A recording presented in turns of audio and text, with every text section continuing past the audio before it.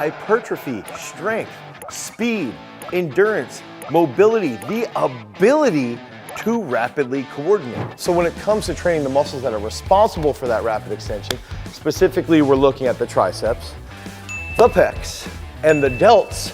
One of the absolute best movement, if not the best movement to train that, is going to be the bench press. If you want to become a champion, you've always got to cultivate your power. Peace. What the is athletic muscle? And if you can understand immediately, if we think about like this big, huge power lifter, right?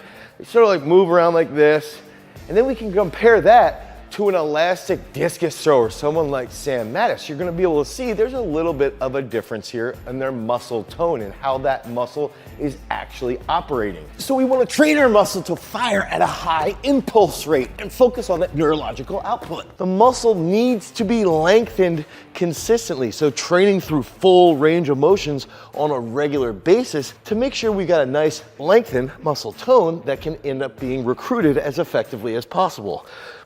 Ooh. I like to think about it as training the generator first. So how can we improve our neurological output? How can we improve our neural drive? How can we improve our rate of force production? How can we improve our motor unit recruitment? Then we want to focus on areas like dynamic trunk control. This plays a massive factor in the realm of sports performance, but also in general health and general fitness. We want to train the glutes really, really explosively, and we even want to have an impulse focused upper body based training system. Okay, this is what's gonna make that muscle more elastic. And elasticity is key, not only for general health and longevity, but also in the realm of sports performance. It's key to making you more explosive, to being more athletic. That's why there is indeed athletic muscle, think about Sam Mattis, versus maybe non-athletic muscle or muscle built specifically for a task like powerlifting. So when I'm training athletes specifically for that athletic muscle, we're gonna use a 4-day split. And we use 4-day splits exactly like this one deep inside of our app, Peak Strength. You can head over to peakstrength.app, pick that up today for 7 free days of training so you can get a little more athletic. So when we're establishing that athletic-based program, let's say somebody hits me up, they say, Dane, I want to become a world champion in this specific sport. The first thing I do is obviously, hey, let's train 4 days a week at the minimum. And then that first day is going to be leg day, okay? So then I go, all right, leg day. Now, why are we looking at leg day first? Typically, this is where there's gonna be a lot of low-hanging fruit. There's gonna be a lot of means for us to train this individual, to train the person to develop a ton of motor unit recruitment, okay? If we get better motor unit recruitment, we will in turn get better coordination. Better coordination equals higher levels of impulse. And this is great not only for athletes, but also for general fitness. So starting off leg day with a big lift, like a 2-box snatch or a hang power clean or something along those lines, is going to crush that neural drive. It's going to get your nervous system and your brain to fire on all cylinders. So we're gonna start off that leg day with 2-box snatch.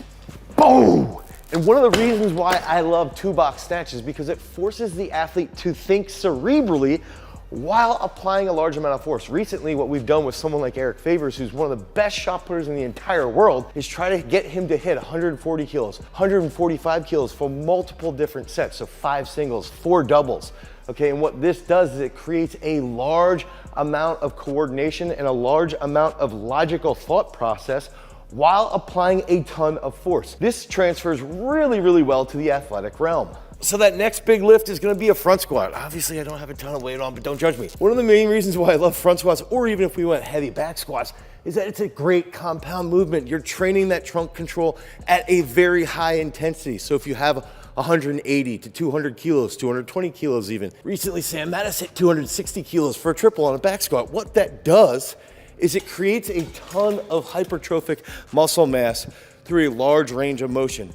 And then as you train this effectively, more like an athlete, it starts to be more coordinated and apply more force specific to your sport. Now, one of my favorite accessory movements to use is gonna be the reverse hyper. And the way that we load this based off of theoretical knowledge, so based off of research, is that the best way to load this reverse hyper would be with your actual body weight. So for me, 225 pounds. Now, the reason why I also love this is the way it targets my hamstrings, my lower back, my glutes. All of my posterior chain gets coordinated together, and there is a little bit of decompression, okay? So that actually helps alleviate back pain. So a lot of the back stress that you might get from heavy lifting or from that athletic based training, if there's a possibility, you know, let's say you play football, you're a wrestler or something like that, there can be a lot of back stress. And one way to alleviate a lot of that stress is by hammering out the reverse hyper, I'd say for sets of 12 to 17 reps.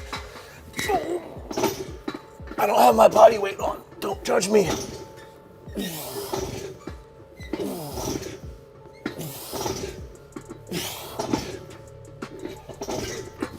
So that takes us into day 2, International Bench Day, typically done on a Monday. But even when we set up that International Bench Day, we still should be using a big movement to light up our nervous system. A movement that I love to use would be the behind the neck jerk. Even with someone like Eric Favors, who's got tremendous levels of athletic muscle, we might have him do jerks up to 230 kilos. Yes, that's over 500 pounds. And then what we've seen practically in our own setting is that we've seen this lead to a better improvement in his overall bench press. So one of the best ways to take some theoretical knowledge, okay, so taking knowledge around the nervous system and understanding what science has shown us, okay, if we lift heavier, if we do things like a heavy double or heavy triple, we know that the nervous system gets heightened. Okay, so if it gets heightened to this level, then we rest for about 1.5 minutes and we do a drop set. We know that when we do that drop set, we can get more volume in with that greater level of heightened awareness from the nervous system. So that leads to better motor unit recruitment. And if we can train that higher level of motor unit recruitment with a lighter load, but with more volume, then those motor units are gonna stay imprinted and we're gonna be able to use them more effectively in our athletic realm. So one way you can take that theoretical knowledge now and use this in your practical setting would be, let's use a bench press, okay? So we're gonna come back. Let's say I have a ton of weight on here. I hit a heavy double. Okay, now what I can do and what we like to do to develop that athletic muscles, we get more hypertrophic, we do all these things, right? Take some weight off. Let's pretend I'm resting 2 minutes, okay? I'll rest 2 to 3 minutes, lighten the load, and I want to get 2 or 3 sets of drop sets in. And when we get those drop sets in, we want to focus on that mind-muscle connection and rapid recruitment. So we're here. Now those motor units get imprinted at a higher rate as well. That's going to help us develop that better athletic muscle over a longer period of time, while also drastically increasing our overall absolute strength. If you're inside of our app, Peak Strength, you're gonna see that we love to superset. So after we hit those big benches, we're gonna do face pulls, okay? And we wanna pull that power elastic here, available at GarageStrength.com, to our face, and we wanna try and squeeze that upper back, squeeze our infraspinatus, rhomboid, supraspinatus, even our rear delt here, okay? Traps, squeeze. That's gonna create a little bit better structure in our upper back. It's gonna help us recover before we head back into that bench press, and it's gonna help us with that joint stability throughout our shoulders. And then finishing off that International Bench Day, or day 2 as we refer to it, is we wanna make sure that we're doing a lot of dumbbell work. So we can do some hypertrophy-based work. We can make sure that the rep schemes are unbroken so that you're moving things fast. You're focusing on that mind-muscle connection. And then I always like to finish that workout with more special strength, okay? So we're gonna take something specific to the athlete. If we have a discus thrower, we're gonna use discus-specific movements. If we have a football player, we're gonna use drills for that football player in their actual position. So we've gotta make sure that we stimulate this growth, but we still finish with something that puts them in the mindset to be athletic. So we always like to do a lot of dumbbell work. So this might be using more hypertrophic based training methods. Let's say we do 5 sets of 9 on a military press. But when we do that, we're actually doing it unbroken. We're focusing on that mind-muscle connection. Then we might hit that with some type of row or another type of pull, let's say a neutral grip pull-up, to really stabilize that shoulder girdle and to lengthen the lat. So this takes us to day 3, athlete day. This is the day you're gonna be twitchy. So when we think about being more athletic and developing that athletic muscle, I like to look at it through how explosive can we be? If we get someone to 270, 280, they get super hypertrophic, I still want them to have a 35 plus vertical jump, like Sam Mattis, someone who is extremely explosive. So we need to do things from a theoretical sense that are gonna actually improve their power output or their impulse production. And that's gonna be doing things like plyometrics. And we can start that elastic work with just doing PVC pipe walks, making sure the nervous system starts to get heightened, making sure that we're training the athlete on an unstable ground to really get their nervous system to wake up and be ready to fire as rapidly as possible. So a great way to take that high power output that you learn how to create, you learn how to use, you learn how to generate from technical coordination movements. So think about 2-box snatches, power cleans, okay? Then we develop that greater leg strength from front squats, back squats. Now we can learn how to coordinate even faster at higher speeds here with a depth drop to a bounce. So when we train for athletic muscle, we want to train through all those joint ranges, but we also want to train through all those different speeds of recruitment. So this would be a great example here. Bound, okay? You can measure it, you can make it a little bit more competitive. So we can do sets of 2 jumps and just constantly try and improve, constantly try and build this distance so that you learn how to be reactive. Boom! Now, another thing that we like to do is focus on unilateral jumps, unilateral positions. So if we have sport-specific things that we want to work on, here's a great example. We want to learn how to be more agile, and we want to learn how to train that dynamic trunk control. We can start one leg here, drive, come back, boom, come back, boom. And then over time, as this pulls me back, I want to react even quicker. Here, go, boom, boom. And that creates more tension here. And then as I come back, I have to decelerate and react quickly. So use these examples to become a better athlete, to coordinate at higher speeds through all different ranges of motion and movement patterns. And then in 3A, I love doing reflexive work. This could be a side Sanders jump to a hip lock with a hydro weight. We could then go into some more plyometric work, single leg stair jumps, anything like that. Trying to be as explosive as possible. And then finishing off 4A with visualization of the specific sport. So getting a drill specifically for that sport and getting the athlete to think through it. Visualize the technique that they're gonna use. Feel that mind-muscle connection while they're actually doing that. That's going to help them be more coordinated. So we can also, while they're visualizing, they could do 20 to 30 seconds of visualization, 20 to 30 seconds of actual physical drills. That's gonna have a great carryover to take that recruitment that we've created in this Twitchy Athlete Day and actually have that transfer to the athletic realm. Okay, so this takes us into day 4, impulse day. Now, one of the big things we've got to remember is what is impulse? Impulse is force in a designated period of time. Okay, so when we're talking about athletic muscle, ideally we would recruit as quickly as possible in various different joint positions at very, very high speeds, as I stated, okay? So this is one of the few full body workouts that actually does work. And remember, we start off with that heavy leg day so we can develop a lot of strength and technical coordination movements. I'm thinking right now, Eric Favors, Sam Mattis, Jaime Perez, some of the best athletes in the world. What we wanna focus on is moving things fast and then also hitting them with some big absolute strength numbers. So pushing their back squat, pushing their front squat. You know, then we worked into day 2. We talked about hitting big, heavy jerks, being very, very snappy, very twitchy, very elastic, okay? And then taking that into doing some things like the bench press and even doing the bench press heavy. That's okay because later on we'll do more fast work, okay? Then we got into that athlete day. So we built a lot of muscle. We're building and creating more muscle mass. And then athlete day is helping that muscle recruit and innervate at a higher pace, okay? And that's where impulse day is gonna back end everything now. We're even using this as another means to be more dynamic. Now, we're getting into that technical coordination on 1A. That's where we want to focus on something like rapid cleans, being as aggressive and as fast as possible. Okay, so now we're gonna go 2A and 2B.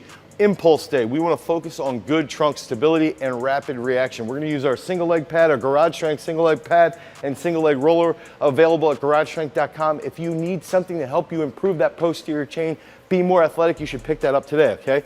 Now, when you get into this position here, I want to be unbroken, boom, boom, boom, okay? 3 each leg, 1, 2, 3, that feels so good, okay? So I'm focusing on that trunk stability, I'm focusing on that unilateral position. That's gonna transfer tremendously to athletic muscular development. I'm gonna superset that with pull-ups, okay? Pull-ups are a great way to improve your overall joint stability in your shoulders, lengthen your lats, get a little bit more hypertrophic. I'm hiding behind the post from a cameraman. So I'm gonna jump up, I'm gonna do neutral grip pull-ups, okay? These are probably my favorite pull-ups because it's a little bit less stressful, just a little bit less stressful on the shoulders, and it also does increase bicep size. So here, ooh, ooh, ooh, ooh. Okay, so we'll go back and forth about 4 to 5 sets. Remember, this is impulse day, so we want to be aggressive. We want to move it as quickly as we can with as much control as possible.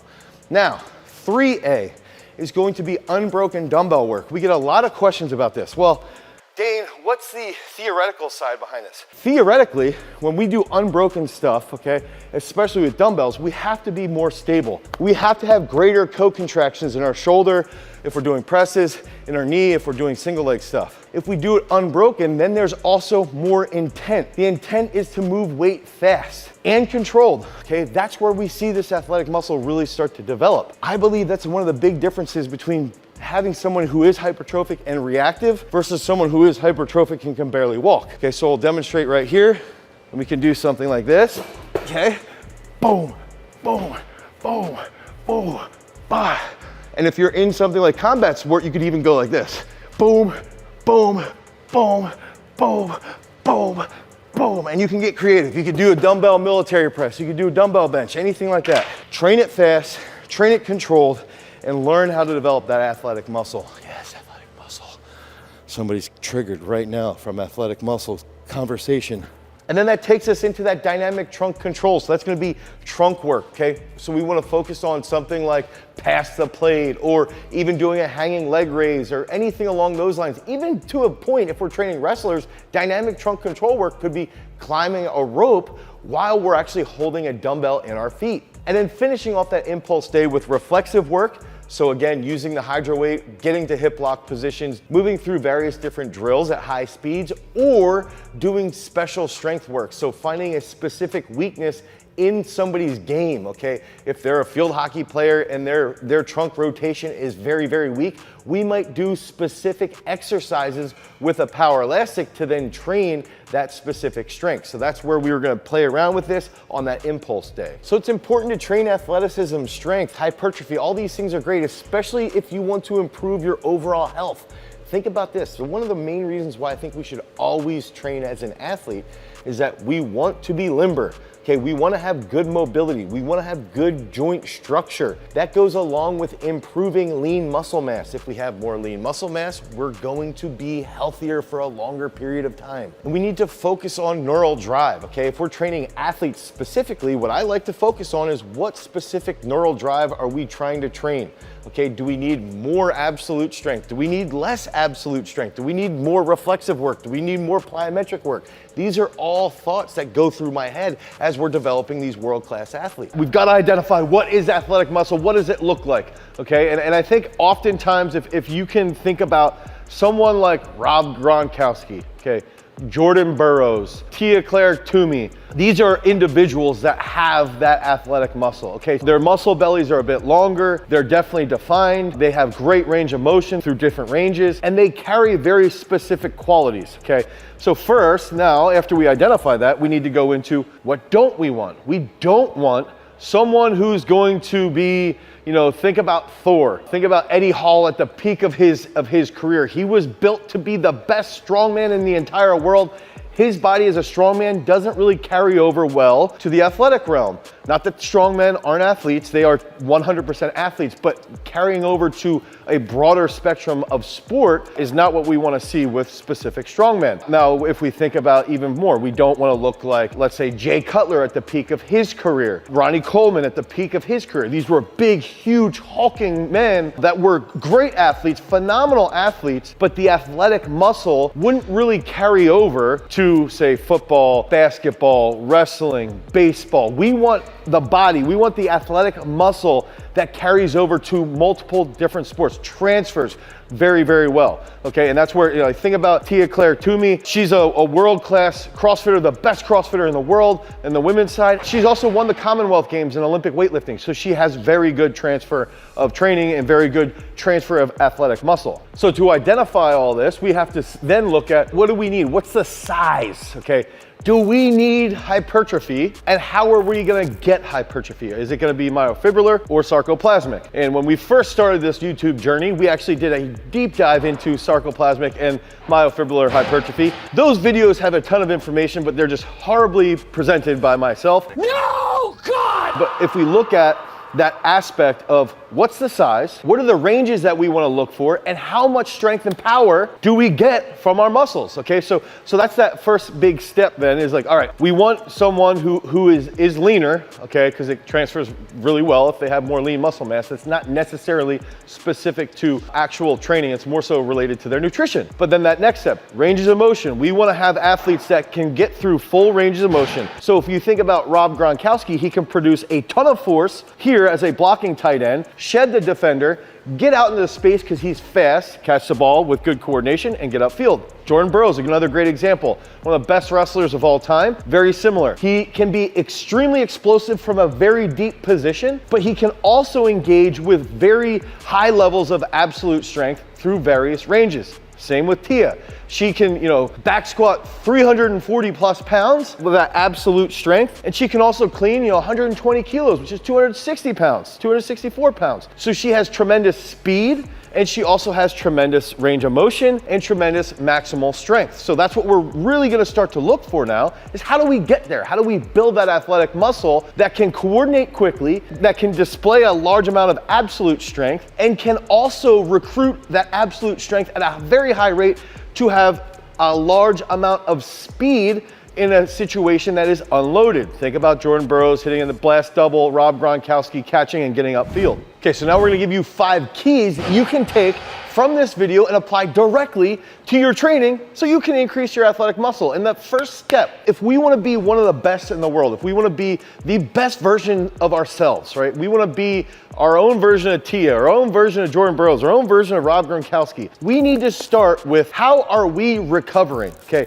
How much sleep are we getting? We've got to get 8 to 10 hours of sleep. How much mobility work are we doing a week? How many times a week will we be doing yoga to try and lengthen those muscles? Because lengthening is strengthening, okay? So we want to lengthen the muscle belly. How much work are we going to do going into the sauna? And then finally, the most important aspect here is covering the nutrition. So we need to make sure that we're getting at least 1 gram of protein per pound of body weight. And so what we've got, this is Thick Mints from Earth Fed Muscle, this is Transcend, it's creatine. These are 2 supplements, okay, creatine and whey protein, that you can take to increase your athletic muscle by increasing your ability to recover, by increasing your power output. Transcend, or creatine in general, will help you put out a larger amount of power and recruit a little bit more effectively. So that leads us into our second key concept, which is going to be technical coordination movements. If you watch Jordan Burroughs drop and hit his blast double, okay, so he's gonna recruit, he's lowering, he's almost doing a type of depth drop here,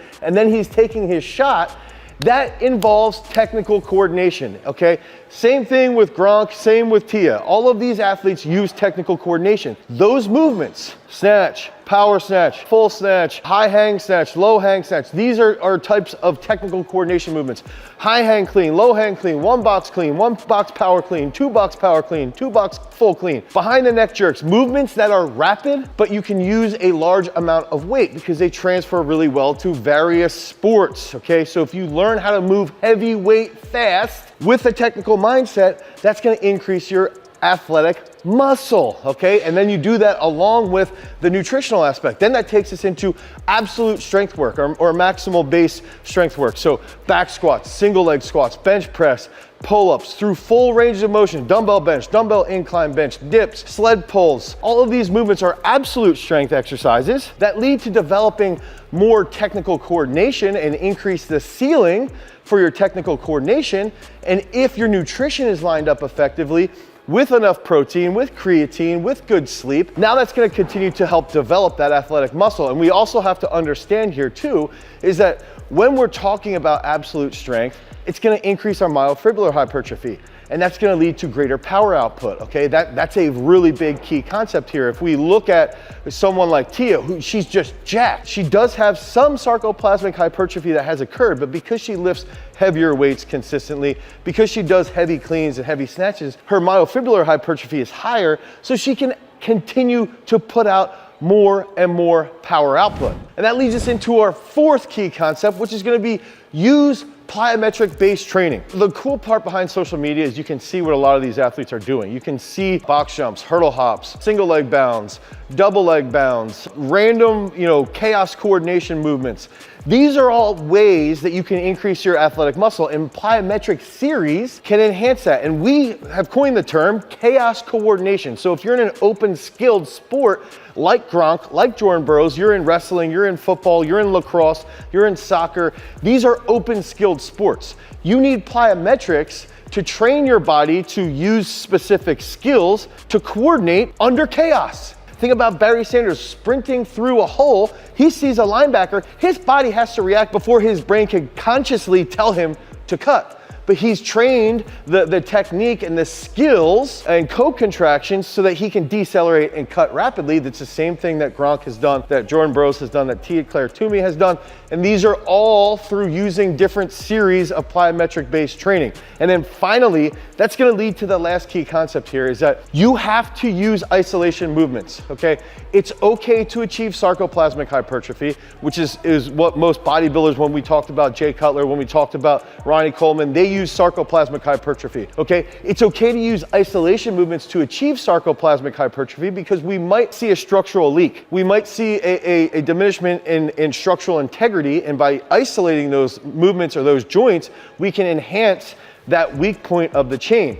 And it also leads to, if we have a problem area, say around our ankles, where we struggle to actually get blood flow to, if we do higher reps in an isolation aspect, tibialis raise or anything like that, now, because our body doesn't get a lot of blood flow into our ankle joint, we can still strengthen it by doing a ton of high rep exercises that are isolating, whatever that area is that we're trying to work on inside of our ankle. So use all of these concepts, recognize that the whole goal is to transfer to as many different sports as possible, is to be as athletic as possible, to coordinate as rapidly as possible in various different ranges. And if you're thinking about technical coordination, 5 sets of 3 on the cleans or snatches, absolute strength, 5 sets of 5 for absolute strength work, plyometrics, 5 or 6 sets of 3 jumps at a time, something along those lines, and then some isolation work, 3 to 4 sets of 17. Those are all specific rep ranges through the full range of motion, speed, power, strength, size. These are the 4 pillars that you need to become a freak athlete. And we're gonna give you 4 specific tips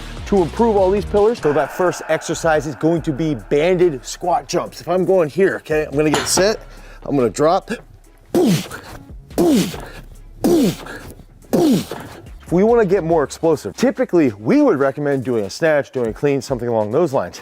If you don't wanna snatch, you don't wanna clean, you can use a squat machine. If you don't have access to this, you can use dumbbells. And one key factor here is that on this machine, we've got that crazy accommodating resistance. So we've got that band hooked up. What ends up happening is that at the top of that drive, I get to the top, the band lengthens. It's going to pull me down rapidly. If we're thinking about becoming a freak athlete, we have to apply a large amount of force very, very quickly. And that's one big aspect here. Again, we would talk about a technical coordination movement, but we're replacing that technical coordination with a strength exercise that's explosive, that's dynamic, using that accommodating resistance. I would do this for 6 triples, 7 sets of 3, 7 sets of 4, something like that. React as fast as possible. And this is going to help with that big time hip drive. It's gonna increase your speed off the line if you're a football player. It's gonna improve that overall impulse expression. So in the world of powerlifting, they typically aren't gonna do things like a clean or a snatch. And I am here at arguably the mecca of powerlifting, Elite FTS. So we are here at Elite FTS where we're gonna be sitting down with Dave Tate, the legend himself, and we're going through variations of our own training system. We're gonna do a big weightlifting movement, then a big strength movement, then we're gonna get into some type of accessory. So today what we're doing is we're actually showing you how to do that without using the standard GS system, but it's still gonna be the GS system with different exercises plugged in.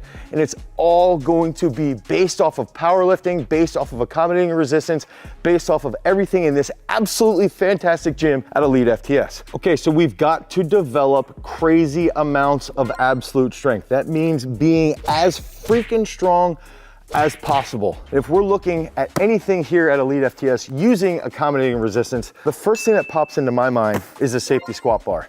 And this is a bar that we'll even use with our weightlifters, with our throwers, to help strengthen their mid-back, to help strengthen their pull off the ground, to help improve their overall trunk stability and improve that speed on a pull. And one unique thing that you can do here is you can add chains onto this bar to make it a little bit harder up at the top, okay? So that accommodating resistance adds weight as you start to stand up. You've got to drive through that mid-back, drive through the quads a little bit more to extend and finish that lift. One big thing that I even recommend is using something like a box here, okay? So we could get set, have that safety squat bar. I'll actually just demonstrate here. I'm not gonna desecrate Elite FTS and put chains on in the wrong way, so I'm not gonna do that. But you can do that if you wanna improve that overall strength. You can get set here, come down, sit, sit, sit, drive up as fast as possible, okay? Sit, sit, sit, drive up as fast as possible. And even if you're using this to increase that max strength, having the chains, getting really, really freaking strong and making sure that you're still doing some of that explosive work, making sure that you're still doing some of that plyometric work that we are typically going to be doing in an athletic-based program. This is one of the best ways that you can improve your overall strength. I even recommend, if we're doing big time absolute strength work, let's say that we do 2 or 3 sets of 5, 2 or 3 sets of 2, and then maybe 1 drop set, 5 to 7 reps to finish off that great workout. But a safety squat bar, throw on some chains, use a box, and become an absolute savage. Okay, so now we're gonna get into the bodybuilding part, or the accessory portion, the hypertrophy portion of our workout. And of course, we're still gonna be using some sense of accommodating resistance. Before we get into that, I just wanna throw out a story here. John Meadows behind me, he passed away a couple years ago, and he is literally the reason why we have our YouTube channel currently. He is the first person that I spoke to back when COVID hit in April of 2020. He met with me, he talked to me for 3 hours. He's like, you've got to do one thing. You got to go all in on YouTube for 2+ years. So all of this content is really at the heart of it inspired and also triggered by John Meadows. So we're here at Elite FTS where they've got this sweet poster of John, rest in peace. And now we're gonna show you one exercise that we got from him and then another exercise to light up that back. So the first exercise of the hypertrophy portion of this training session is just gonna be a banded tricep extension. So we're gonna attach this to an immovable object here. You can hit triceps like this, but as research has shown, it's better to hit triceps in an overhead position. So we can sort of go cross body here, okay? And we can move away if it's a little too easy. We can get closer if it's a little bit hard. Let's say we hit a set of 20 here on the right side. We hit a set of 20 here on the left side. Try to get that horseshoe, that nice crazy pump. And then that's gonna take us into that back exercise with some more accommodating resistance. I can't wait to hear all the comments down in the comment section. You should only do accommodating resistance with extensor muscles. It's worthless with back muscles. You're not gonna get the same gains. You're not gonna get those gains, dog. Okay, so this next exercise, we set up bands around this seated row bar. And what we wanna focus on is basically having constant tension through the back and through those biceps, okay? So we're gonna get a pretty freaking serious pump here.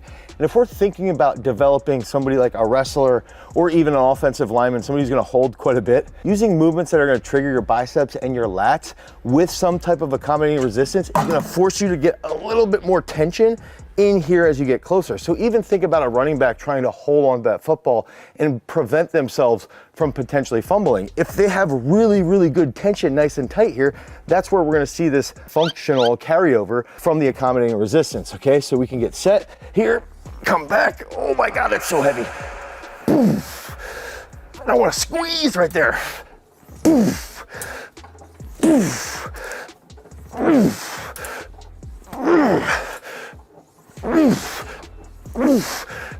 Oh, that's crazy. So, also this is so freaking heavy. Heavy duty, unbelievable. Now, what I recommend is rest like 45 to 60 seconds, go back to the triceps, come back over here. Try and keep this part moving. Lots of time under tension.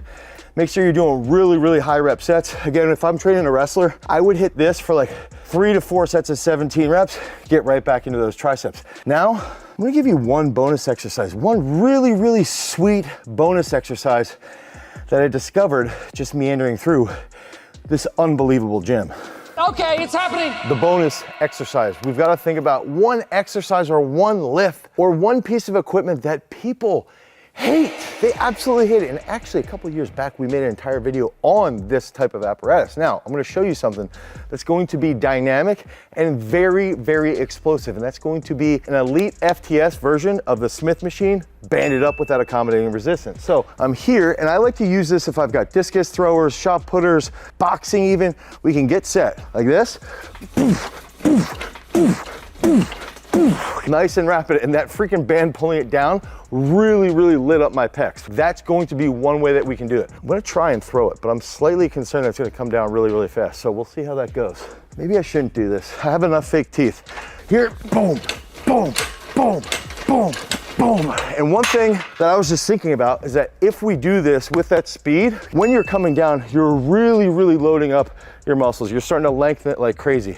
So your brain is starting to think, we've got to recruit at very, very high speeds. Again, think about somebody like a boxer or throwing a crazy stiff arm. That's where this is going to come into play. I even think the way I would do this, I'd do like 5 sets of 7 to 10 seconds. Time it and see how many reps that you can get in during that time frame. If you guys need help with your training and you want to become an absolute savage, head over to peakstrength.app, the Google Play Store, the Apple iOS Store. You can download Peak Strength today, or we're gonna help you become that freak athlete. Because remember, freaks, if you wanna become a champion, you've always gotta cultivate your power. Peace.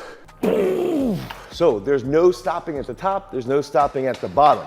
And then we're gonna pair that with a reflexive exercise. And that reflexive movement is gonna be something where we have to coordinate at higher speeds.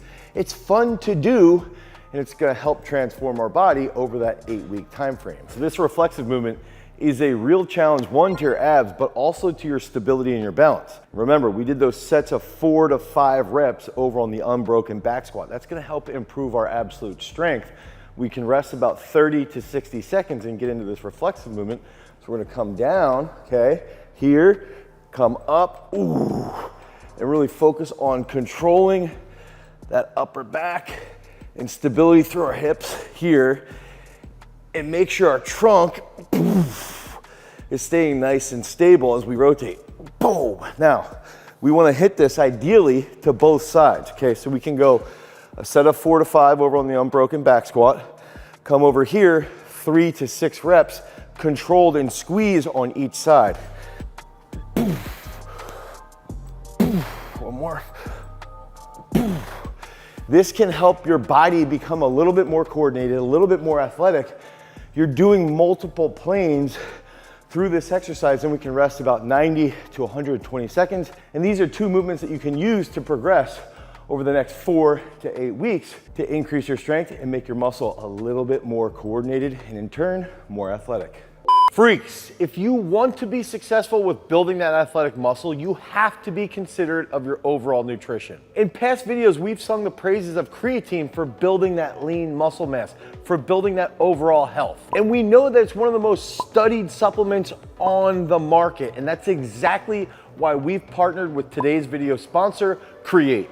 Create is a pure creatine monohydrate in gummy form. It's vegan, non-GMO, and has reduced sugar. With 1 gram of creatine monohydrate per gummy, the recommended dosage is 3 to 5 gummies per day. Create's gummies have a delicious orange flavor that tastes almost like candy.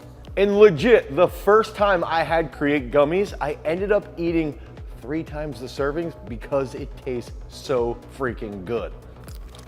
But don't do that though. There's actually a recommended serving size for a reason. Head over to trycreate.co/GarageStrength and use promo code GarageStrength to get 20% off your first order. Thanks so much to Create for sponsoring today's video. Now, let's get back to building some athletic muscle. So we have to understand neural intelligence to understand how we can actually develop a little bit more of athletic muscle or an athletic body.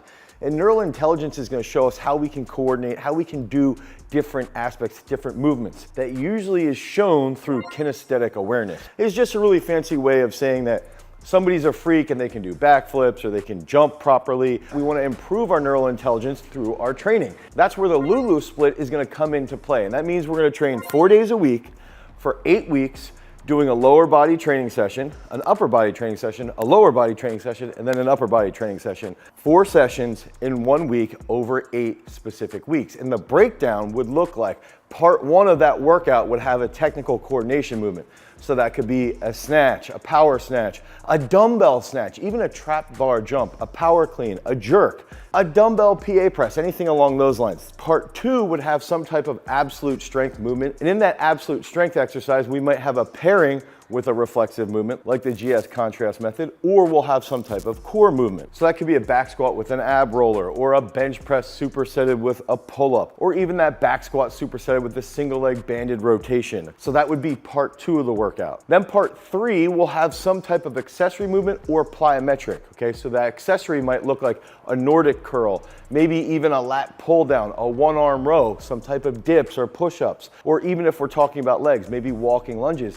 Or depending upon that day, we might even have some plyometric work in there, box jumps, single leg hops, skips even for height. And then finally on the back end, we might have some type of bonus work, mobility work, or that might be some type of endurance work. So that bonus work is gonna be focused around improving our heart functionality through endurance-based work, or improving our structural integrity through improving our mobility and our active flexibility. So that first part, that first exercise is gonna be a technical coordination movement. And we're gonna show you three different options. And right now, I'm just loosening up my upper back, because one thing we have to do is make sure that we're firing and we're primed as we're doing these exercises. So that technical coordination movement is going to help us have better teamwork and better communication within our muscles, okay? So different muscles communicating neurologically amongst themselves so that our body can fire in a more coordinated manner at high speeds. Typically, I would like to do, let's say, 4 sets of 3, 5 sets of 2, 6 sets of 2 when we're doing some type of technical coordination movement. And if we're doing this on that leg power day, I'm gonna show you and I'm gonna demonstrate a power snatch, and we're gonna do this with about a minute rest. And that's one thing that I love to do, is that if we keep that workout a little bit shorter, or we wanna keep it a little bit shorter, we can just have on the minute timed sets. I'm gonna give you two alternatives if you don't wanna do that power snatch, or what else you could do in your gym. So we're here, get set, here, boom,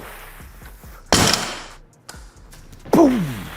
Oh, my upper back. Now, if you don't want to do a power snatch, what we can hit is an easy dumbbell snatch. Here, boom, okay? Let's say 4 on each side. The load's gonna be a little bit less. So you can hit 4 on each side, but I would still recommend just having that on the minute time. Another thing that we could do would be like a trap bar jump. 5 triples, but focus on being as explosive as possible, even as you're aging. If you're 40, 45 years old, it's important to keep being reactive and explosive so that long term, you're a little bit more coordinated and you can handle things as you're aging. I'm giving away 1 free shirt to any freaks that 1, comment down below, 2, make sure that all of your channel notifications are active to Garage Strength, and 3, show up to our Tuesday YouTube Live so you can become a bigger freak and get this shirt. So the prowess of athletic muscle is that you have to learn how to coordinate things and be athletic. So think about being explosive when you drop down. Think about having that crazy type of potentiation, which can also then lead to greater absolute strength. So if we're on day 2, this would be the upper body portion of that Lulu split. When we get into part 2, we can select some type of antagonistic superset. So we're gonna give you a bench press, okay? So let's say we're doing 5 sets of 5, or even 6 sets of 6, right? Moving that nice and rapid.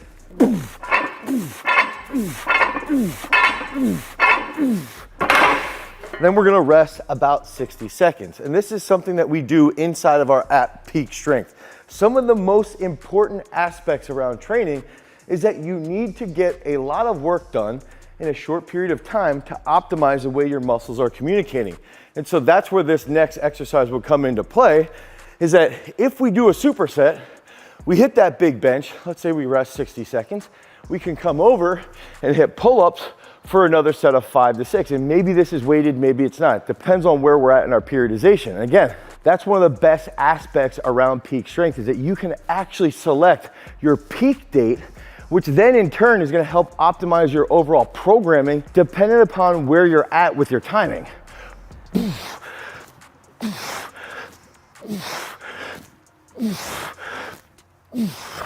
So you hit that big bench. Let's say you do 4, 5 sets of 5. Okay, maybe there's one drop set of 9. Walk over 60 seconds, you hit those pull-ups. You can do weighted pull-ups early on if you're capable of doing that. If not, you hit those body weight pull-ups. That last set of pull-ups, let's do a drop set. 1 set to failure, see how many we can get in that session. And this is all stuff that we do specifically inside of peak strength to help you develop that athletic muscle over a short time frame. As long as you continuously show up in the gym, you do your work, and you hold yourself accountable with that nutrition, you can achieve that transformation over those 32 days. So that's gonna take us into specific joint work, okay? So we need to make sure that our joints can handle running, jumping, sprinting, anything that we're gonna be doing at higher speeds. So the accessory work is gonna be really, really important to make sure that we're structurally sound. And that means we wanna focus on things like our knees, our lower back, our ankles, our shoulders. Our shoulders are gonna play a massive role in how we feel over a long period of time if we wanna keep developing that athletic body. Oh, it feels good. So a great accessory movement that you can do with that upper body would be to shore up that shoulder strength. We just did those dumbbell external rotations. Those are great warm-up exercises. Those are also great exercises that you can do at the end of a workout, just like this type of hypertrophy work, okay? So we can get here, the old classic Arnold press. Down, come in front, press. So we can do this, hit this for like 4 sets of 7, 4 sets of 9, something like that. Oh, this feels good. Let me have 3 more. And then we're gonna show you 2 other sweet accessory movements that you can do for your legs to make sure that your joints, your knees, your hips, your groin, and your lower back are optimized and supple. So on that upper body day, we can hit that Arnold press and then superset that with something like seated row or Duffin row, 1-arm row, something along those lines. So let's say we're on that second leg day of that Lulu split, we can get in and hit this. This is gonna be hard. Whew. Try to hold that Copenhagen plank. Oh my gosh. Early in the morning, I need to get my hips higher. My hips are sinking too much. And we can hold this position and even build up to the point where I'm gonna have a plate on that inside knee, okay? This movement is really hard, okay? Don't do it first thing in the morning when you're filming a YouTube video because it requires more coordination. And that's another big aspect. As you can see, you'll get better at these complicated exercises long-term as long as you stick with the plan, stick with that 8-week plan. And then in turn, develop that long-term. Now, this next one is another fantastic accessory movement. That's easy. And one thing you can even do is use a power elastic and travel with that. And that makes it easy to get a workout like this where you're hitting those Copenhagen planks and then you're doing here, almost like a good morning, come down, ooh, back up, here. Okay, so this is called a banded Kang squat. And you can hit this for, let's say, 3 or 4 sets. Ooh, here, and right here you can really feel that in the hamstrings, and then you get to hip extension, okay? So hip flexion, come back down, here, hip extension. So this is an absolutely fantastic movement that you can use to strengthen that posterior chain while increasing your mobility. And these are all exercises that you would use when you're laying out that Lulu split. Set up lower body, then an upper body day, then a lower body day, then an upper body day. Make sure you include part 1. That's gonna be the technical coordination exercise for that specific day. Part 2, absolute strength. Part 3, some type of accessory like these movements. And then you can get into part 4, some type of aerobic capacity work. That's exactly how we set up our program in athletic fitness. So if you guys need help with your training, you want to transform your body to be healthier in that 4, 8, 12-week time frame, head over to peakstrength.app, the Google Play Store, the Apple iOS Store, and you can download Peak Strength today and then click on athletic fitness so that you can optimize and transform your entire body. Because remember, freaks, if you want to become a champion, you've always got to cultivate your power. You might think it's easy to maintain that athletic edge, but just going out for a run once in a while, maybe you do sprints here and there. But it's not that easy. There's actually training that you can do to improve how your muscle grows, how your muscle functions so that it can coordinate at high degrees. So what the f is athletic muscle? So some of you think that athletic muscle doesn't even exist, and you've even made videos about me making fun of me for having this concept. But what does the science say? Hammered et al. actually just released a paper here in March of 2023 where they talk about super hypertrophic muscles, and that there's a point where super hypertrophic muscles, meaning very, very large muscles, have a period of potentially being dormant with how they're actually moving. So these muscles might not coordinate very well. They might not have the neural innervation to coordinate well, and they also might lack potentially a little bit of elasticity. And this would happen when there's a point of diminishing return, where we're getting too hypertrophic and not innervating as well as we possibly can from the right style of training. So does that mean that big muscles are bad? No, we know that large muscles can produce more power output. However, when we're developing these larger muscles, we just need to make sure that we're retaining that elasticity, that we're training properly, and we're doing athletic style movements to increase that power output, to increase that innervation, to increase that twitchiness that helps that muscle be more active, to help it coordinate at a higher degree, to help the actin and myosin link together.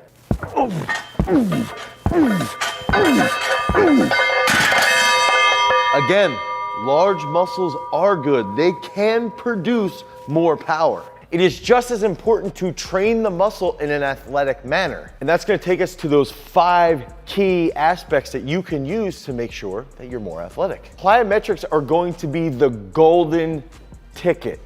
They're gonna help you be more explosive. They're gonna help you recruit at higher speeds. It's gonna help you become more athletic. It's a very, very key factor to jumping higher, to running faster, to hitting harder. And that's the reason why you need to take 1 day a week to devote to these specific styles of movements, to these types of plyometrics. And that's gonna be that first key concept. Focus on 1 day, and that is gonna be Athlete Day. Athlete Day is an absolute must in the process of developing muscle. And that's exactly why we have that as a specific day inside of our app, Peak Strength. Head over to peakstrength.app, pick that up today.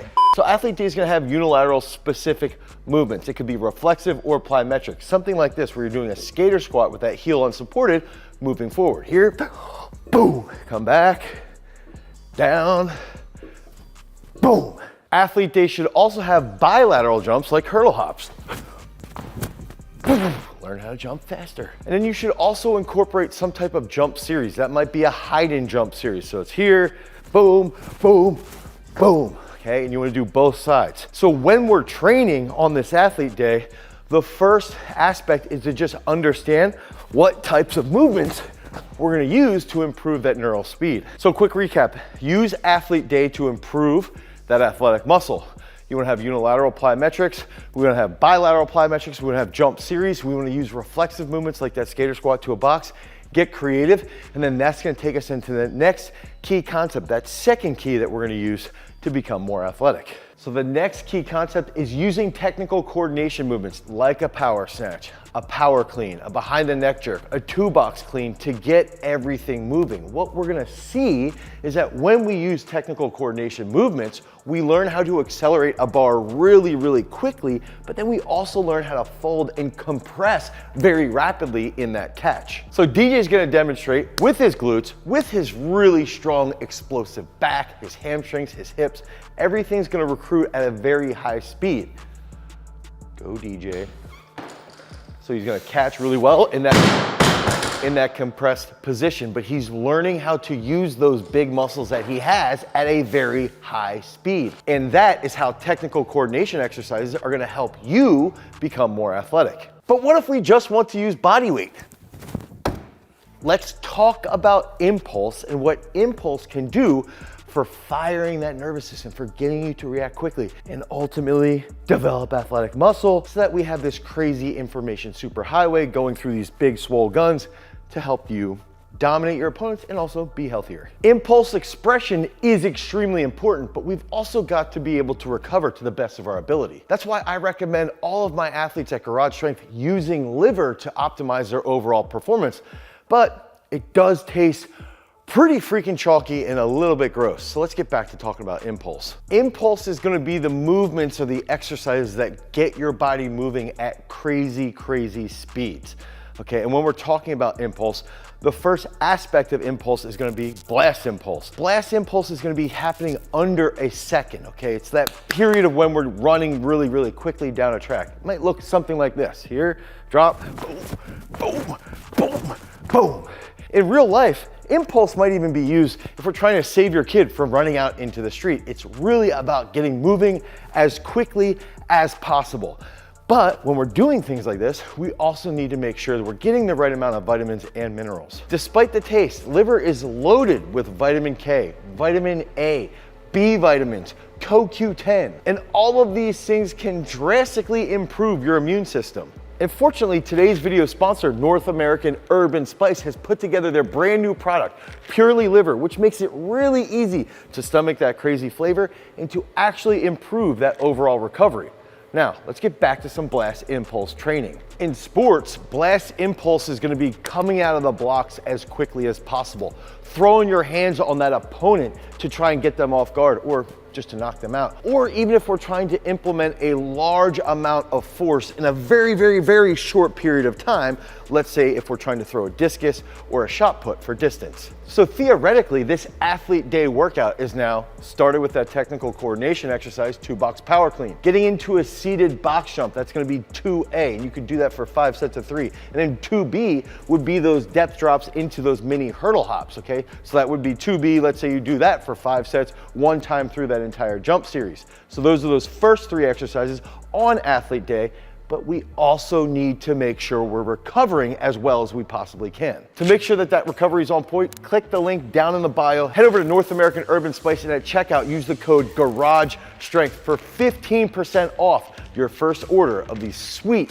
liver pills. Now let's get back to making you an athletic freak. So what happens if we have something that is moving fast, but it's occurring a little bit longer than, say, a second or 2 seconds? How can we actually train that to improve that athletic capability that is longer than a second? That's where that third key concept is gonna come into play, and that's gonna be focusing on sustained impulse. Okay, so sustained impulse might be lasting around 5, 7, 8 seconds. Let's say you wanna come out of the blocks as quickly as possible. That's gonna be blast impulse, but those first 5 or 6 steps have to be extremely quick, and that's where sustained impulse could come into play. And we can focus on an exercise like this, doing a single leg squat unbroken. So we're here, that's gonna help improve our sustained impulse, which in turn is gonna transfer really, really well to the athletic world. So in life, when we have to deal with sustained impulse, that might be pushing a wheelbarrow for 10 to 15 seconds, or carrying a large amount of firewood for, again, 10 to 15 seconds to another spot. That's where we might see that in that general application. Now in sports, sustained impulse is gonna be when we see someone like a wrestler scrambling for 5 to 10, 15 seconds. Okay, that's gonna be that max amount. Or even if we're seeing a football player, blast impulse is taking that first step. Sustained impulse might be when the linemen make contact for about 2 to 4 seconds. And to be successful in that very short period of time, the football players need to be able to develop a large amount of force in a short period of time, but that might last around 2 to 4 to 8 to 10 seconds. So another great way, outside of training sustained impulse with the single leg squats that are gonna be unbroken, would be doing a longer jump series. And in this case, I'm gonna demonstrate a Jan jump series. So we're here, we're gonna go 1, 2, 3, 4, boom. Okay, so that takes about 3 to 5 seconds to execute. And we're doing unilateral and bilateral. So that's gonna take us through this workout where we've got the 2-box power clean, the seated box jump, the mini hurdle series, and now for the sustained impulse, we're training that Jan jump series. So how can you maintain athleticism at peak power for a long period of time? And that's really where Power 15 Plus comes into play. We want to have that impulse expression that lasts longer than 15 seconds. So Power 15 Plus is being athletic, putting out a large amount of power over a time frame that's gonna last longer than 15 seconds. Okay, so when we're doing this over and over and over again, we need to make sure that we can pull from that impulse reserve. The more explosive we get in that 1 second or that half second, or the better coordinated we are in that sustained impulse, ideally the more we can put out that power output over 15 to 20 to 30 seconds, and that's where Power 15 Plus lives. So in life, it's important to be able to go out and shovel a sidewalk for about 30 to 60 seconds, let's say. Then you could take a little bit of a break. That's what I like to do. I like to see how fast I can do it in a really short period of time. Or if I'm raking leaves, same thing. I'll rake leaves all together as quickly as possible and I'll play a game with my kids. That's where that Power 15 Plus lives. I'll even use this wild example. I'm pushing a wheelbarrow of chicken feed up our hill as quickly as possible. That's another place for life application of Power 15 Plus. Now in sports, that Power 15 Plus might be seen in a 30-second scramble on the wrestling match, or a volley back and forth on a tennis court. That might be done over 15, 25, 30 seconds of very, very high intense expression of power output.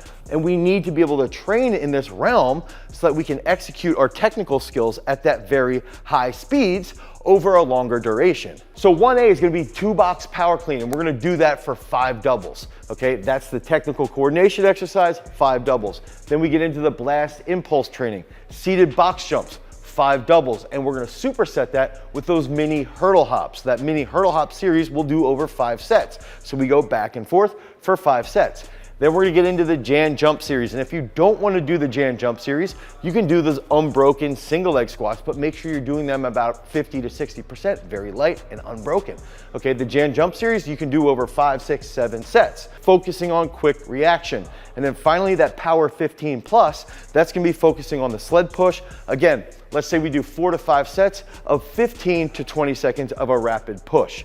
That's how we can finish up this entire day of athlete-based training. Athletes need hypertrophy, strength, speed, endurance, mobility, the ability to rapidly coordinate. But all of these things morph into a specific area that that athlete needs, specific to their sports. Let's take something like endurance. We know that there's going to be some localized training to try to enhance that athlete's ability to endure more specific to their sport. Think about a wrestler who wants to increase their grip strength late in a match, or maybe even a sprint cyclist who wants to consistently have that high wattage output, especially late in a race. They could do rep ranges in the rep range of 17 to 30 reps. That's going to lead to some hypertrophy, but it will also lead to some serious endurance gains. Training endurance is all about a longer extended time, a longer extended duration. The work is great for stability and getting out in front of potential problem areas. But is this the best work specifically for developing that athletic muscle? Not really. Athletic muscle does exist, and there's a study that has shown us that if the muscle protein accrued via hypertrophy were to promote an increase in the fraction of myosin heads that are unavailable for actin interaction, then this may provide some rationale as to why muscle growth following resistance training does not appear to contribute to an adaptation in muscular strength. You can get really big, you can start to get really jacked up and swole, but if there's a lack of interaction between actin and myosin, then you will have muscle that is larger and not necessarily as coordinated. If we can build muscle in this regard, and then over time create a potential role of the myosin head for strength adaptations following that resistance training, now we can take that muscle and make it a little bit more athletic. So we've got to do exercises and movement patterns that will lead to more twitchiness, that will lead to more elasticity, that will lead to functionality that's specific to the sports realm. We know that in the sports realm, you've got to be mobile, you have to be strong, so we have to develop that muscle that will exhibit that strength. We have to have impulse capability, which means we have to be explosive. We have to move a large amount of force or apply a large amount of force in a short period of time. And we also have to have a massive amount of speed. This leads to greater development in competition and in turn, that athletic muscle. So we know that sets of 17 to 30 reps, that's gonna lead to a massive amount of endurance. We're gonna be able to hit those sets for longer periods of time, and this will help athletes across all realms. But the issue here is that not all of our training, not all of our rep ranges should be done in this regard. And we even like to look at percentages of rep ranges Okay, how frequently should we be working in those percentages? And something like a football player, they might only be in the 17 to 30 rep range about 15% of their training. Now, if we have athletes that have to be more explosive, which is basically everybody, we have to think about what's that next realm. Okay, now we're gonna look at rep ranges of like 7 to 12 reps, somewhere in that range. Okay, so if we take something like a back squat and we go in and we bust out 7 to 12 reps, now all of a sudden that athlete will develop a tremendous amount of strength. But we have to remember, strength is part of it, but speed and explosiveness also plays a massive role in developing the athlete. So let's say we're doing 5 sets of 7. Maybe we're even doing 8 sets of 8, the old standard bodybuilding protocol. These are great rep ranges to increase strength and also increase a little bit of hypertrophy. But we need to remember back to that study that we talked about in the beginning. We just need to be aware that when we're thinking about actin and myosin interacting, that's where we see a massive amount of strength gains occurring. And that typically will also happen when there's greater innervation. We're gonna see greater innervation with a lower rep scheme. So doing sets of 17 to 30, that's great for endurance. Doing sets of 7 to 12 reps, that's great for hypertrophy. It's pretty good for strength, but it's not the absolute best. So when it comes down to developing that athletic muscle, we have to look at creating that muscle, okay, building that muscular base, but then innervating it as well as possible with high speed movements. So that's gonna be increasing our ability to fire and coordinate as rapidly as possible and to recruit as many high threshold motor units in that developed muscle so that we can then express more force with whatever task we're doing. Directly into impulse and speed. Impulse and speed are the two major factors that we're gonna look at when we're trying to get an athlete who is muscular, who is big, to be more athletic. And a good example would be doing something like, let's say box jump. So we get set here, boom, we go 1 box jump, boom, 2 box jumps. We wanna focus on accelerating as quickly as possible. I just did 2 reps, okay? So if we have an individual, we might do, let's say, 2 reps here at a higher box to try and get their intent to raise their center of mass, to raise their hips, to accelerate through the entire pattern. One big aspect here is that we might develop over a couple different sets to the point where they do doubles and they have to land and go and focus on that ground reaction force. That's gonna improve their impulse. And then we can start to do that unilaterally to try and improve their ground reaction force so that they can run faster, to improve their ability to handle that ground reaction force that they're putting into the ground.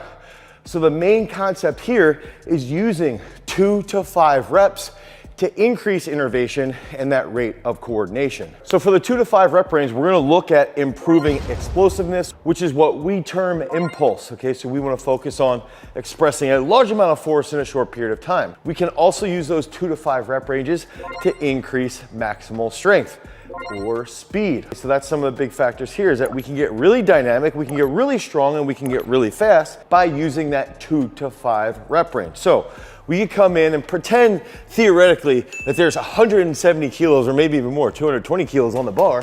And I would come down and I'd say, let's do 2 double bounce back squats. So we're gonna go down, up fast, up fast, okay? So we'll do that for like 6 doubles. That's gonna help us improve that actin and myosin interaction. You could also do something like clean pulls, okay? So you can go really heavy on a clean pull and try to push that strength right off the floor. And we can go with a 5-second eccentric. Come back down, get set, come back down, nice and controlled, okay? We could do that for 2 reps, 3 reps, 4 reps. Whatever we need to develop that overarching strength, 2 to 5 rep range is perfect for that increase in the pull with technical coordination lifts. You can make the rep scheme fit bilateral plyometrics or even unilateral plyometrics. Whatever we're thinking about, if we're doing sets of 2 to 5 reps, we can make those movements really heavy, like a 1 box clean, and you can try and work as heavy as possible. You can do something like an unbroken front squat, try to push that absolute strength. That rep scheme of 2 to 5 reps enables you to be dynamic, fast, but also push those heavier loads without leading to a large amount of fatigue on the nervous system. It boils down to the rep ranges of 2 to 5 reps. We have to think effectively with the way that we're gonna go about doing those 2 to 5 reps. It might be 5 sets of 2, it might be 7 sets of 4, something along those lines. But if we're doing sets of 2 to 5 reps, we can improve our plyometric execution. We can improve our speed components. So we could do 7 sets of 2 reps where we're running a 10-meter sprint to try and improve that acceleration. And at the same time, we could do 7 sets of 3 to improve our absolute strength on, let's say, the back squat or the bench press. Then we get into some technical coordination lifts. Let's say we're trying to improve our power snatch so that we can jump a little bit higher. We might do 6 sets of 4. We might do 6 sets of 2. That 2 to 5 rep range is extremely dynamic when it comes to developing that overarching athlete. So if we picked one exercise out of peak strength, out of the 700 plus exercises, what would that movement be to help us be more athletic? Would it be plyometrics? We know that plyometrics help us co-contract, and that helps us be more athletic. They're great for developing power output and elasticity, and they're also great for developing athletic muscle. So we could use a plyometric jump series, and I'm gonna demonstrate the linebacker stunt jump series. This movement pattern is extremely hard, and it's very, very good at developing athletic muscle. The reason being, you're gonna do this unilaterally. We're gonna do this from both sides. We're gonna focus on co-contractions, being as explosive as possible, and I'm even going to demonstrate my weak leg. So I don't jump off my right leg. It feels very weird, but if we're playing an open skilled sport and we want to be athletic, you have to have explosive legs on both sides. Otherwise, you're gonna have problems. This is something that we used developing Jan Johnson before he went off to play for the Tennessee Titans. It's absolutely fantastic for agility and for cutting capability. So we'll go here, we'll get set in that Gwiz position. The knee will be down on our single leg pad. We want that back foot up. You can get a little bit of a stretch shortening cycle forward to try and really light up the quad to get that plant out of here. I'm gonna try and do this as quickly as possible. I'm gonna go here, boom, boom, boom, boom, boom. A little sloppy. Sensational. But that's pretty good, okay? If we can think about cut, cut, boom, boom.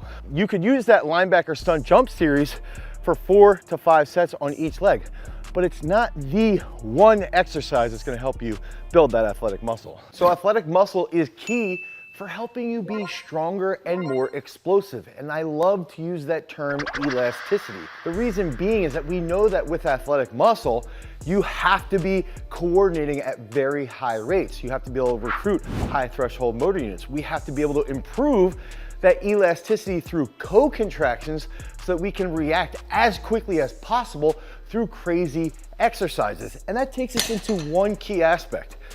Think about dynamic trunk control. So if we do a movement like the Lynch jump series, where we're here, we're reacting as quickly as possible, one of those big factors is that we have to have a stable trunk.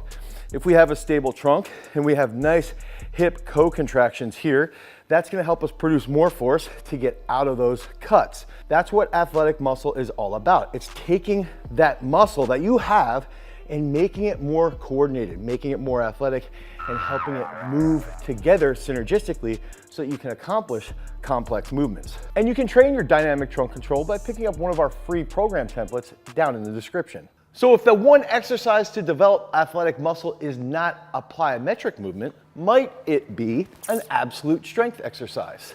And that's what we're gonna focus on first, putting the bar equally on your back. And the reason why I like to use absolute strength movements is it forces your body to have a little bit more stability. If we're using a barbell, we can just put more load on the bar, and that's gonna force us to have higher levels of mechanical tension, which also will lead to greater high threshold motor unit recruitment, and in turn, help you get stronger and more athletic. Now, one unique spin is that if you do an exercise like the unbroken single leg squats, you can do this movement if you're trying to focus on stability, creating more speed, and improving your locomotion. And that's exactly why I would recommend doing unbroken single leg squats to improve that athletic muscle. But absolute strength movements aren't always the absolute best for enhancing that athletic muscle. There's still something else that you can use to improve that elasticity, and ultimately dynamic trunk control and those co-contractions, which will lead to more athletic muscle development. And we're gonna be giving away 1 free shirt to anyone who won. Comments down below. 2, make sure that all of your channel notifications are active to Garage Strength. And 3, show up to our Tuesday public lives to find out if you won this sweet shirt.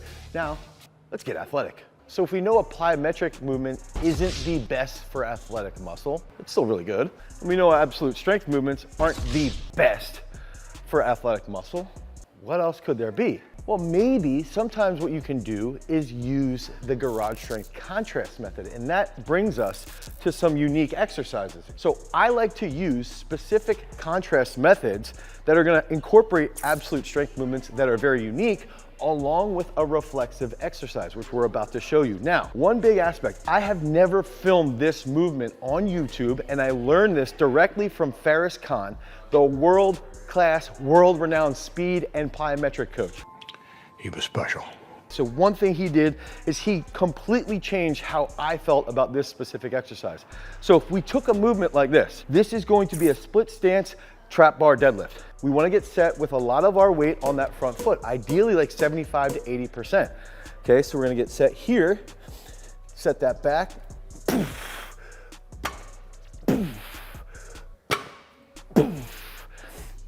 Now we're going to switch, okay, right here.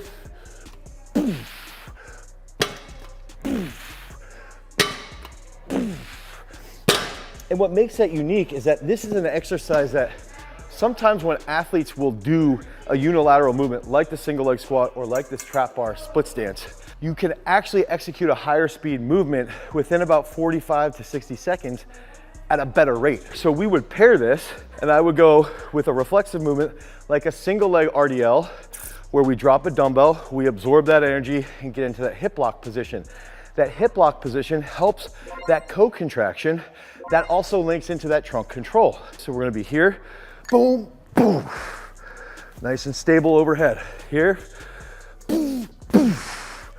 Okay, here, one more. Notice you have to react, you're in a fully lengthened position in that hamstring, and then you have to come through and then be stable on that stopping point. Here, boom, boom. So you could do something like 5 sets of 3 on each side, pair that with 5 sets of 3 on each leg with that single leg RDL drop into that dumbbell snatch. These movements are freaking awesome. But again, they're not the one single exercise that we're digging for. This right here is the holy grail of building athletic muscle. You have chosen wisely. Inside of Peak Strength, out of our 700 plus exercises, this is what we use fairly frequently to develop that athletic muscle, which is exactly why we want to give you 5 free workouts inside of Peak Strength when you go to peakstrength.app, the Apple iOS store or the Google Play Store. And what is that one movement pattern? We've got to think through, is this an exercise that's going to help improve dynamic trunk control? Is it going to help with speed? Is it going to help with mobility? Is it going to help with coordination? Is it going to help with neural intelligence? Is it even going to help provide feedback to the coach so that the coach can understand how that individual athlete or how that individual takes instructions? Absolutely, and that exercise is going to be, the snatch. Now, one big thing here is that when we're looking at a movement like the snatch, okay, we can do a bunch of different variations. We can do a full snatch. Right now, I'm running in upwards of 10 to 15 miles on specific days, training for a marathon. And I can still do a snatch with lighter weight, focusing on getting nice and mobile, opening up my hips, being stable in that upper back, squeezing through that trunk. Other days, I might do something like this, just focusing on speed. A nice and easy power snatch. One of the biggest qualities that we lose even as we age is that ability to produce force at very high speeds. So that's exactly why we love the snatch. It helps improve that neural intelligence. It helps improve mobility. It makes the athlete focus on speed and acceleration. It makes the athlete focus on those shoulder co-contractions, the hip co-contractions, that dynamic trunk control when they're in that bottom position. And then ultimately, that just opens up a large breadth of crazy exercises that we can build upon to help improve that explosiveness, that power, that elasticity, and that is the key behind athletic muscle. Test out that snatch today, because remember, freak. In almost every single sport, not including sprinting, you're gonna be pushing or pulling an opponent or an implement. Pushing, particularly pushing effectively, involves rapid extension of the elbow and pressing even from the pecs and the shoulders. So when it comes to training the muscles that are responsible for that rapid extension, specifically we're looking at the triceps, the pecs, and the delts, one of the absolute best movement, if not the best movement to train that, is going to be the bench press. And I can hear everybody going, oh, the bench press is so stupid. You're laying on your back. When does that happen in an actual sport? And this is because you don't understand dynamic correspondence. The bench press is a great way to force your upper body to recruit a massive amount of muscle at high speeds. And if you focus on that high speed and the intent to be as aggressive as possible during the concentric, that's gonna help you be more explosive in the upper body. And if you're interested in making the bench even faster, you can use a pad like this. We're gonna have that rapid stretch shortening cycle. So I'm gonna go here, boop, boop, and that's gonna help you focus on that big time stiff arm. Now, one way to make this even more athletic in the elbows and through the entire shoulder girdle is to do explosive push-ups to the boxes. I like using boxes as a target because typically we'll see with a lot of athletes, they'll do these little penguin clap push-ups where they just go like this. And they're barely driving up. Whereas that intent makes it a lot harder. So we're gonna drive through the entire range of motion at high speed. I'm already getting a pump. That's what she said. One thing that we can also do, if we want to focus more on stability, is try and catch this with one hand. Boo, boo, boo, boo. Okay, and I actually like to think about pulling here explosively while we stick this here. And one thing that all athletes need is speed. When it comes to horizontal locomotion, think about accelerating as fast as possible, running very, very fast. The first aspect is, if we're looking at acceleration, we have to focus on the anterior sequence. That's gonna be our quads. That's gonna be driving with a massive amount of force into the ground. And then we also have to factor in our posterior chain. Think about our glutes, think about our hamstrings, and how we're gonna hip extend to project ourselves forward. Now, when we're looking at the quads, we've got to realize that there's a unique balance in sports performance. We've got to train the quads to make sure that we're able to have early acceleration, and then on top of that, have unique ability to decelerate very quickly. Think about the quads and how they play this massive role in helping to extend the knee when you're coming out of the blocks, or when you're trying to increase the rate of your body at high speeds. How can we train the quads effectively and also train our glutes and our hamstrings? The glutes and hamstrings will play a big role in early acceleration, but even a bigger role when we're trying to work through max velocity. We have to analyze that if we're running at high speeds and we have more muscle, now we have this interplay between our hamstrings, between our glutes, even between our calves, and then also when we're trying to cut, get out of cuts, that's gonna factor in our quads. So we've gotta balance that anterior sequence with that posterior chain. And freaks, in order to build strength and power as an athlete, you need to fuel your body properly. It can be hard to get your daily recommended amount of vitamins, which is why we partnered with today's video sponsor, North American Herb & Spice, to bring you the first official Garage Strength bundle. You've heard us talk about liver and its positive effects on recovery. Not only do you get purely liver, but also their polar power and their sweet magnesium complex, purely min, all included in this special bundle. And one of the biggest attributes that I really like about Purely Min is the fact that they have L-threonate and magnesium glycinate. L-threonate is arguably the best form of magnesium, and it's really gonna help with that cognition and your overall sleep. And Polar Power is also gonna be effective at increasing your vitamin D levels. So click the link down below so that you can get 15% off your entire order from North American Herb & Spice. Now, what is the most important muscle that athletes actually need to train? Now, I want you to envision a wrestler driving forward, hitting a big double leg takedown, or a linebacker driving through, depleting a running back or a quarterback or a wide receiver. What you just envisioned was rapid rates of hip extension. And the glutes and the hammies play a huge role in that hip extension and how you're gonna apply force into an opposing object or the ground. One of the most straightforward and proven ways to improve that hip extension is to just train that high bar full range of motion back squat.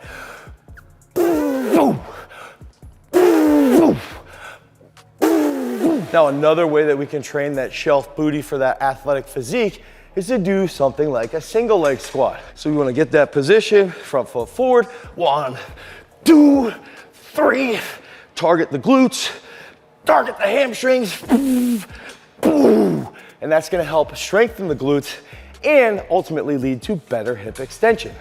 Now, another way that you can train rapid hip extension in a really novel way, if you have access to a glute ham, typically available at most big time gyms, is to do sprinter glute ham. And I'm gonna throw in a little bit of a drop here. So I'm gonna go here. Notice I only have one leg, my left leg, hooked in, and it's gonna hold that knee flexion. But I'm gonna get up to the top with hip extension. I'm gonna go here, boom, boom, boom, boom, boom, boom, boom. So that's gonna help really improve that rapid rate of coordination. We need rapid elbow extension. We need rapid hip extension.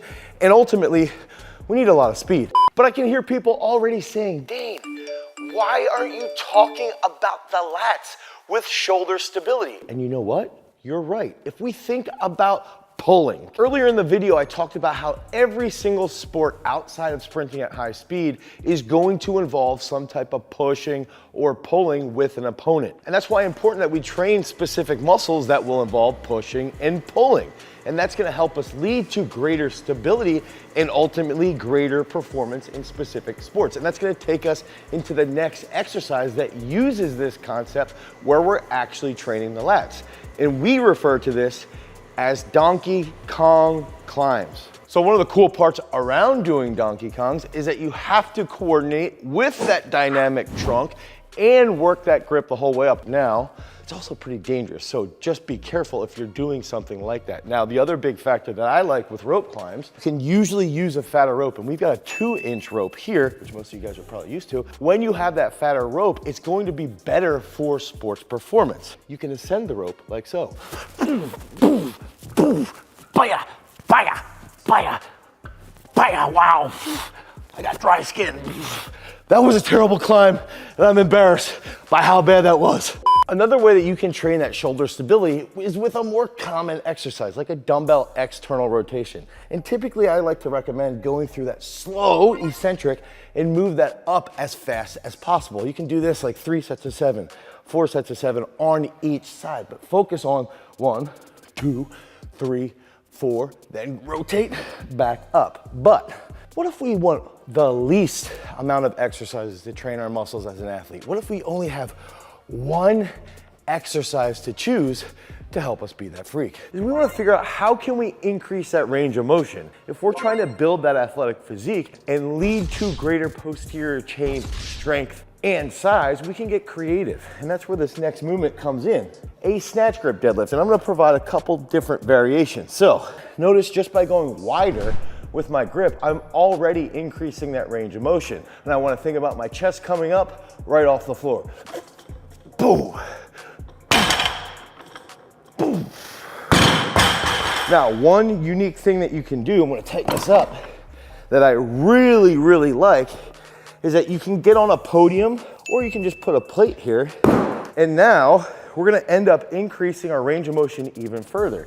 And typically what we'll see when we're doing a normal traditional deadlift is that it is very posterior chain dominant. If we increase that range of motion and we're lengthening everything when we get down into this bottom position, we're actually trying to target the quads a little bit more, okay? So if we think about that chest coming up and a little bit of knee flexion when we come off the floor, now we're gonna get a little bit of quad activation, some big time freaking traps, and then we're also gonna develop that quad strength. So we're gonna get here.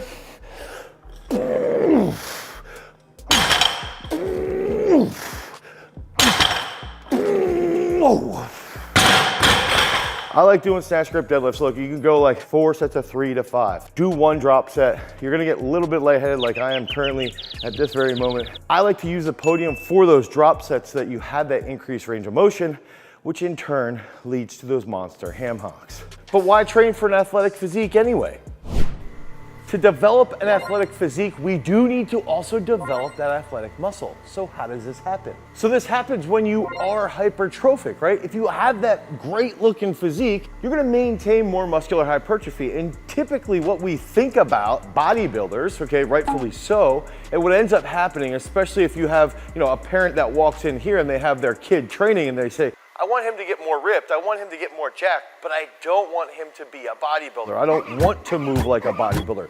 They will think that bodybuilders can't move well. They will think that bodybuilders aren't explosive, and there is some credence to it. So we've got to think about developing muscular strength through being explosive.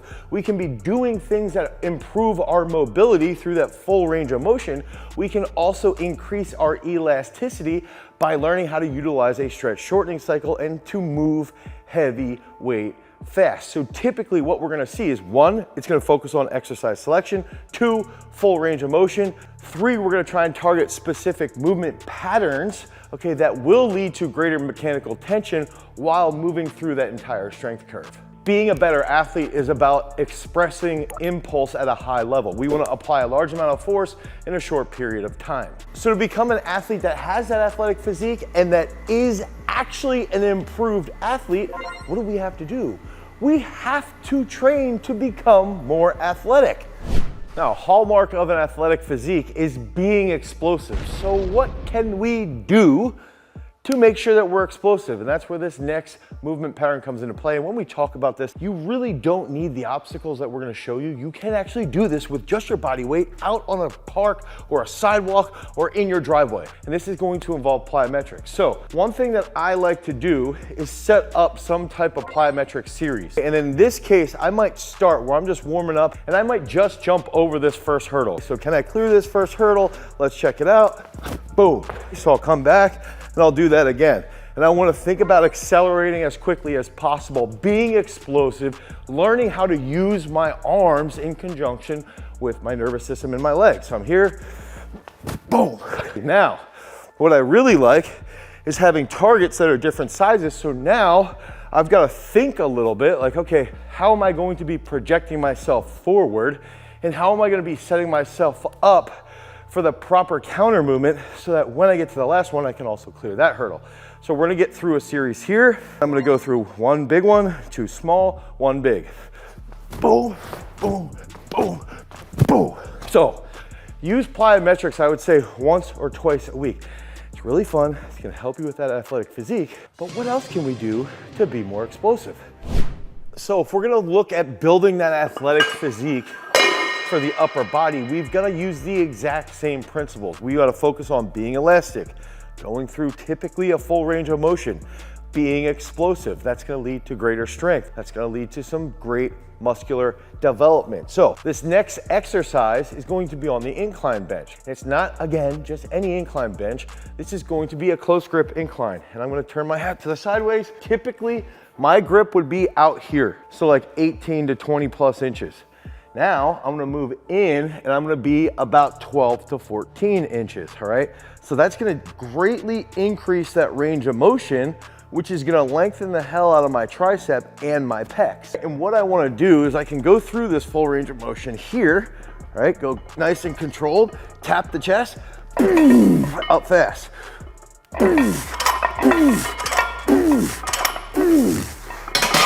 So I want to use that for like 5 sets of 5, and then maybe I will do a drop set where every single rep will actually be through a slow eccentric. And just going through that slow eccentric, through that long range of motion, not only is this going to help you with your incline bench, your traditional incline bench, it's also going to transfer really well to the normal flat bench. And now I'm going to give you one alternative that we can use if you're not gonna use that close grip incline. We're gonna do another pressing movement for that upper body. So another big aspect around that upper body being twitchy is that we've got to learn how to move heavy weight fast. And on top of that, we've got to understand the technical coordination around a stretch shortening cycle. See what I did there? So if we're gonna focus on bringing a bench press down, okay, we can actually learn how to bring it down with a little higher speed eccentric, and then we're gonna throw in a little bit of a twist, and that's where we're gonna go with this. We're gonna use a pad bench that's going to be timed. So let's say we have a designated weight, and typically, with our elite throwers, we might use 315 to 365 to 405, somewhere in there. And then as we're timing their sets, let's say over a long period of time, we're doing 3 reps or 5 reps, and we can see where their neural drive is and where their strength is based off of what they've done in the past and what they're doing in that exact moment. So in this case, to build that athletic physique, we can do, let's say, a triple as quickly as possible. It might look like this. This is not gonna be mind-blowingly fast. So I'm gonna get in position here. I should have a spotter, which I don't, and I'm gonna get set with the pad on my chest. That's gonna help me with that stretch shortening cycle. I'm gonna get through this position here. I'm gonna do a triple.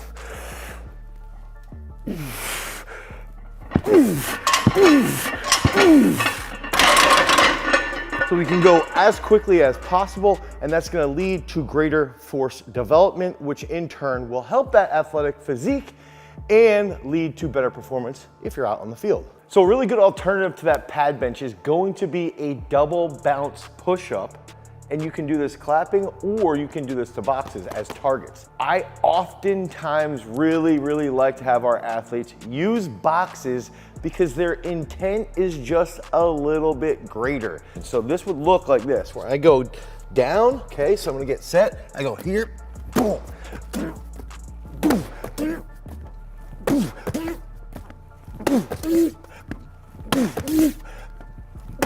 But what about developing that athletic physique with an upper body exercise that involves pulling? Don't get it twisted, having 2 huge biceps is too sweet. Now, one thing that I really like to do, especially if I'm a little bit further out from a season with specific athletes, is I like to use something called pre-fatigue. And what that might look like is I'll take a single joint exercise. Okay, so let's pretend here I'm taking bicep curls because I want to try and get bigger biceps. And I'm going to try and work through like sets of 17, okay? Let's lead into that bicep fatigue. Maybe I have an athlete like a wrestler who has a really weak underhook, or they suck at getting that little knee pick, something along those lines. Oh, let's go 2 more. Or maybe you have a football player who tends to fumble too much. Biceps and that big grip on an easy curl bar like that can be beneficial. So we'll use that pre-fatigue movement pattern with the single joint exercise. And then of course, we're gonna pair this with something that's almost like a weightlifting movement or a technical coordination movement for the upper body. We want an exercise that's gonna focus on that trunk control, and we want an exercise that's gonna force us to work through accelerative patterns or the entire pattern of acceleration, okay? So that's going to be a rope climb. I just got really anxious and really nervous because the last video that we did this on, I was a baby and didn't get to the top. So we're gonna do rope climbs here.